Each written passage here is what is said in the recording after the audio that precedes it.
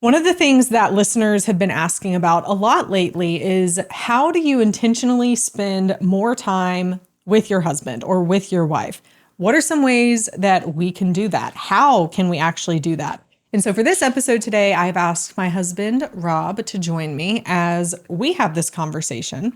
Because in some ways, you could look at our life and say that we've spent a lot of time together. We were married 8 years before we ever had kids. It was just the two of us. We traveled a lot. But we were also separated a lot during those first 8 years of our marriage, with you being in the military and being gone for trainings and things like that. So we actually have probably a bit of a different perspective about spending time together than maybe some people do. I agree. Yeah. So, intentionally creating time to spend together is the topic of the podcast today. How and why. And the most important thing about accomplishing intentionally creating time to spend together is go do it. Just do it. That's it. That's my whole speech. People have so many reasons as to why they can't. Thank you for attending my TED Talk. But no, you raise a very good point. And that is kind of what I need to address here. Let's say you're listening to this podcast and you're thinking to myself, yeah, okay, I get it. I need to intentionally create time to spend with my spouse. But, the kids, and I have work, and I have this, and I have that, and I've got book club, and I have...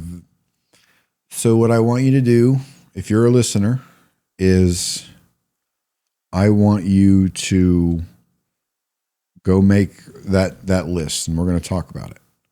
Go make a list on paper as long as you need. Use multiple everything pieces. Keeping you. Yes, and spending time together. Pause this podcast and go make that list. Okay, unpause. I hope you made the list. Now we're going to talk about it. Take it, crumple it up into a ball, and throw it in the trash. I'm being for real.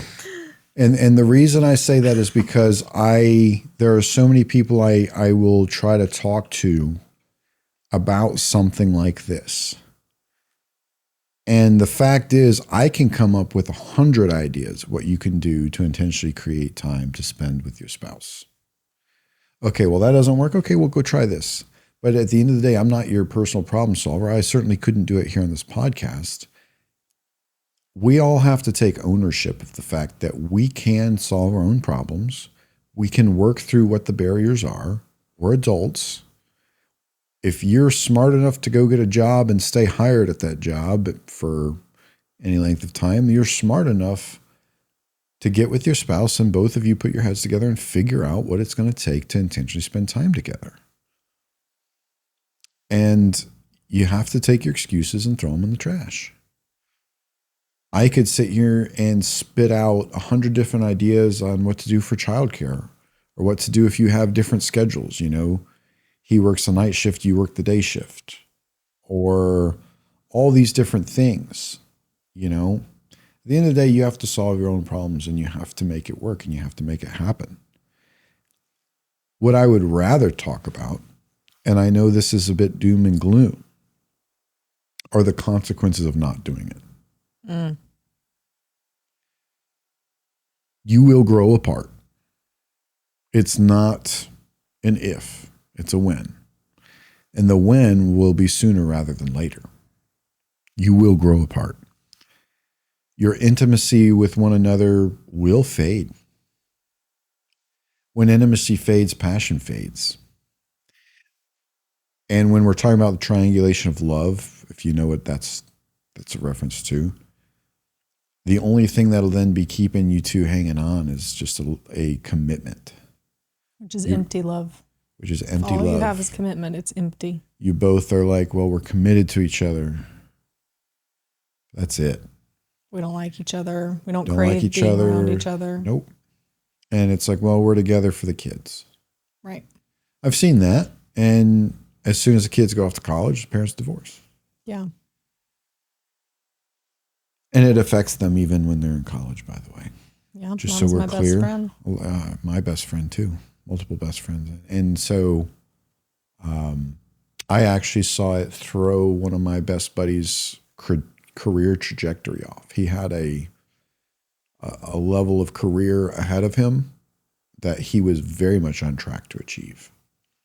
And his parents' divorce threw him for an emotional and mental loop that threw that off really bad. And it took him years to recover, circle back around, and be successful. So I saw a guy who, Vanderbilt, so smart.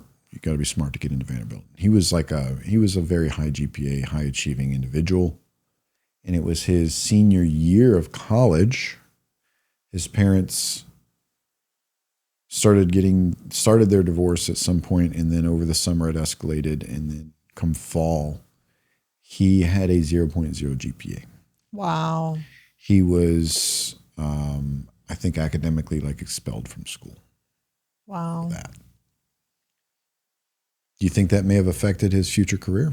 100%. So Probably got kicked out of Vanderbilt. You just said he got expelled. Yeah, for academics. So when we talk about intentionally creating time to spend together, you have to solve the problems together.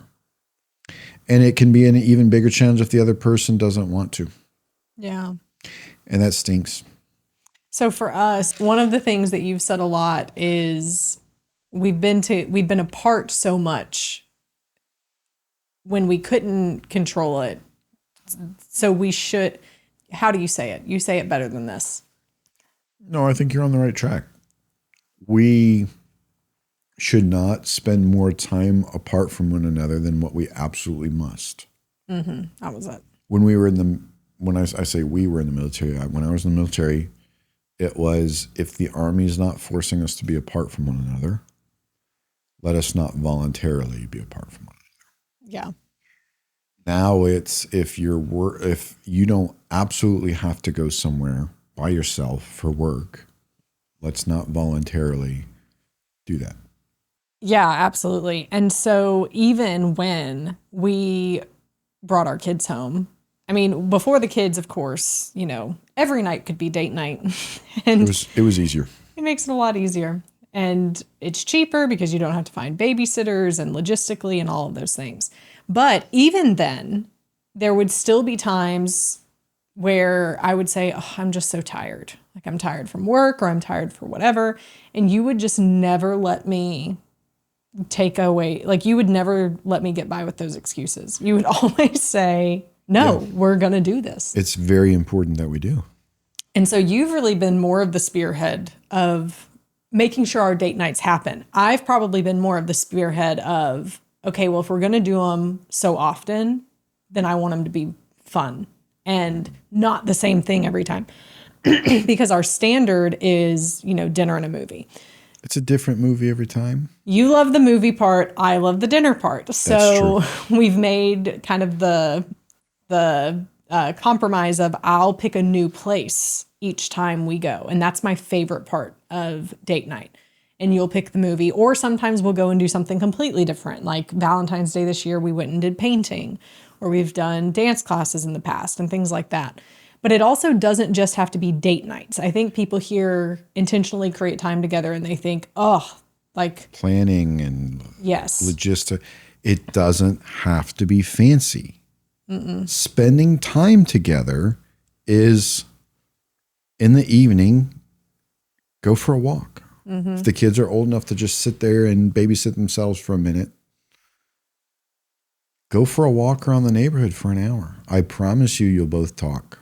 Right. People naturally talk way more when they're walking. It will build intimacy.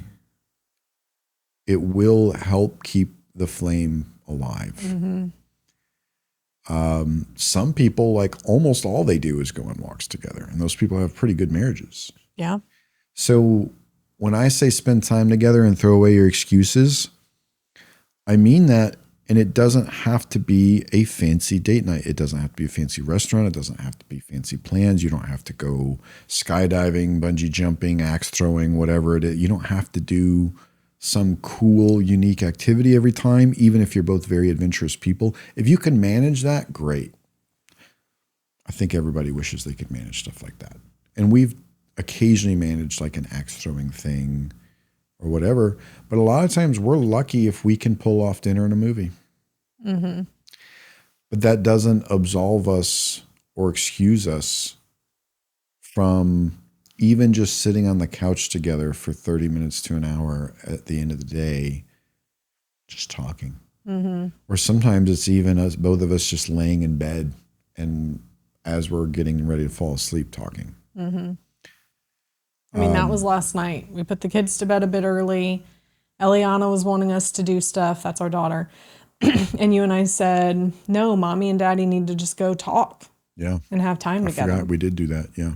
And so, and that's the other part that I think is key. It can be really easy to be distracted by the kids when you're trying to have the intentional time together with your spouse.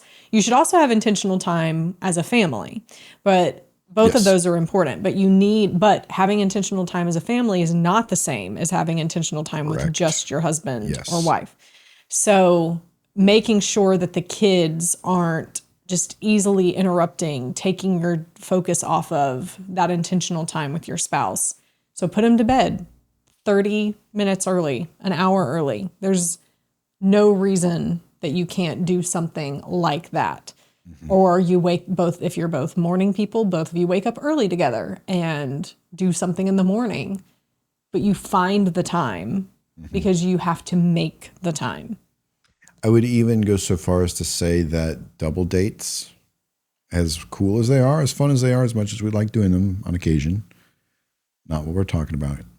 Parties where the both of you go to a party and socialize, again, not what we're talking. We're talking about time. Work dinners. Correct. Balls, when we used to go to the military balls. Time where it is just the two of you locked together. Your souls are interacting with one another. That doesn't have to be talking. It could be dancing. That's a great way that people do it. That's a lost art in the modern era. I suck at it. You gonna book dance classes for us? No. Well, maybe. You have to. You said it on the podcast. I have to now. You have to.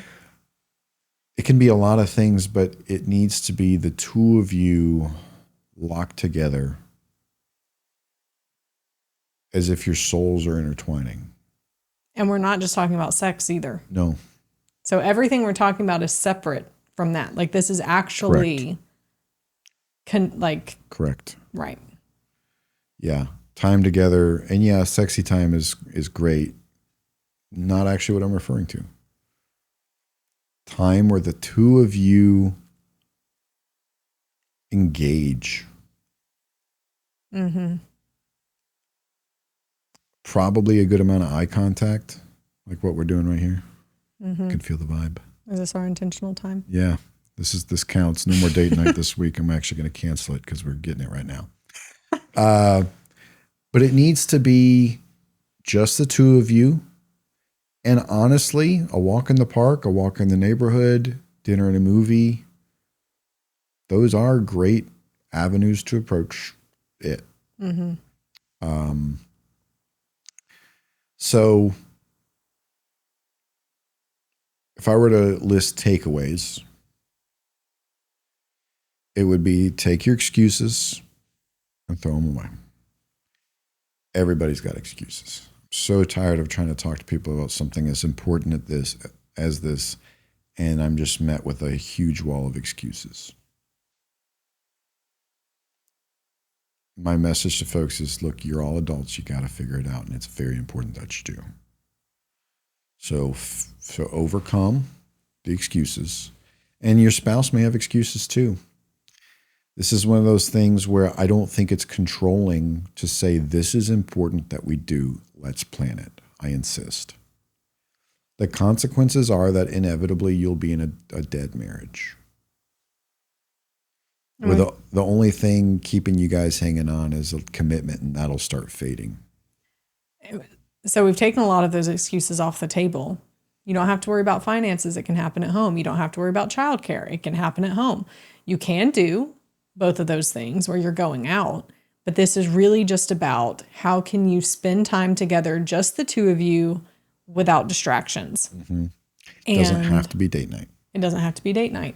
So figure out a way to start doing that together.